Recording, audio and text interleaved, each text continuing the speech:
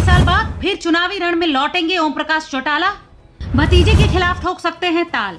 7 बार विधायक और 5 बार मुख्यमंत्री रहे Indian national Lokdal supremo Om Prakash Chautala 20 साल बाद के लंबे अंतराल के बाद फिर से चुनावी रण में नजर आ सकते हैं।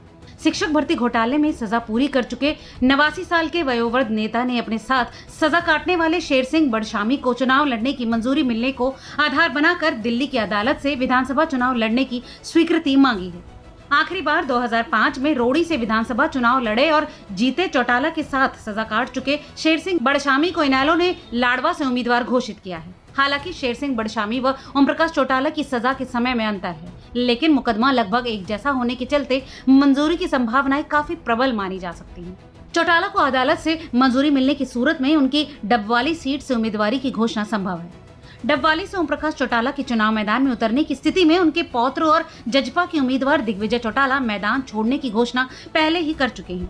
हालांकि भाजपा ओम प्रकाश चौटाला के भतीजे आदित्य चौटाला को यहां से चुनाव लड़ा सकती है, जबकि कांग्रेस ने पारिवारिक रिश्ते में उनके भतीजे और मौजूदा विधायक अमित सिन्हा को टिकट थमाया है। ऐसे में डबवाली सीट पर चौटाला परिवार के सदस्य आपस में भिड़ते नजर आएंगे। लोक प्रतिनिधित्व कानून के अनुसार ओम प्रकाश चौटाला अपनी रिहाई से 6 वर्ष की अवधि तक अर्थात जून 2026 तक कोई चुनाव नहीं लड़ सकते। हालांकि इस कानून की धारा 11 में याचिका दायर करने का विकल्प दिया गया है, जिसमें 6 वर्ष चुनाव नहीं लड़ पाने की अवधि को कम करने या पूर्णतया खत्म कराया जा सकता है। 3 सदस्यीय चुनाव आयोग इससे पहले सिक्किम के मुख्यमंत्री और सिक्किम क्रांतिकारी मोर्चा के नेता प्रेम सिंह तमांग के मामले में ऐसा कर चुका है। सितंबर 2019 में चुनाव आयोग ने तमांग को भ्रष्टाचार में सजा के बाद उन पर 6 साल तक चुनाव नहीं लड़ पाने की रोक को घटाकर 13 महीने कर दिया था।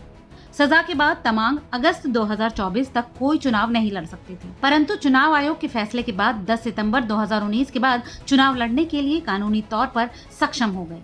इसी आधार पर चौटाला ने चुनाव आयोग से चुनाव लड़ने की अनुमति मांगी है।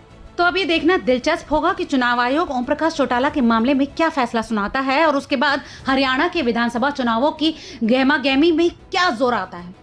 इस विषय पर आपकी क्या राय है, हमें कमेंट करके जरूर बताएं और ऐसी तमाम और अपडेट्स के लिए देखते रहिए रिपोर्टर जी, क्योंकि हम हैं हरियाणा की आवाज।